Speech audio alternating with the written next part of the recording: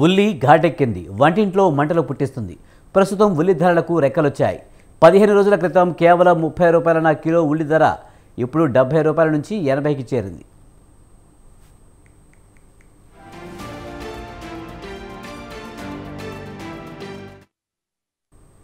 దేశంలో గత కొన్ని రోజులుగా ఉల్లి ధరలు 30 నుంచి 50% పెరిగాయి.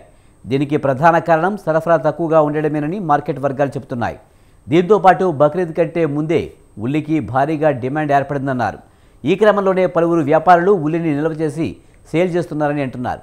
ఈ నేపథ్యంలో ధరల నియంత్రణకు కేంద్ర ప్రభుత్వం జోక్యం చేసుకోవాలని పలువురు వ్యాపారులు కోరుతున్నారు.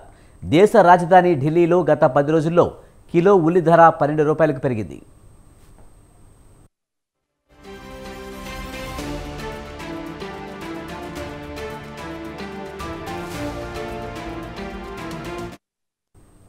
ఇక తెలుగు రాష్ట్రాల్లో హోల్సేల్ విధానంలో కిలో ఉల్లి ధర 32 రూపాయలు ఉండగా రిటైల్ మార్కెట్లో 40 నుంచి 50 పలుకుతుంది.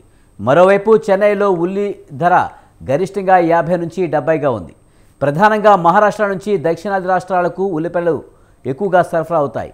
అయితే ఎగుమతి సుంకం రేట్లను పెంచడం కూడా ధరల పెరుగుదలకు కారణమని ఉత్పత్తుల ఎగుమతిదారులు చెబుతున్నారు. జూన్ నుంచి మార్కెట్కు వస్తున్న ఉల్లి వ్యాపారులు నిల్వ ఉంచిన వాటి నుంచి వస్తుందని అంటున్నారు. 2023-24 రబీ పంటల తగ్గుదల కారణంగా ఉల్లి ఉత్పత్తి తగ్గిందని, ఈ క్రమంలోనే రేట్లు మరింత పెరిగే అవకాశం ఉందని వ్యాపారులు అంచనా వేస్తున్నారు.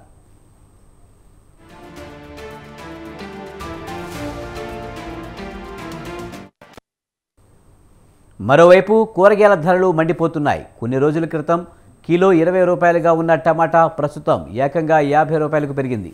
అలాగే బెండకాయలు కిలో 40 రూపాయలు, వంకాయలు 40, బీరకాయలు 40 రూపాయలకు పెరిగింది.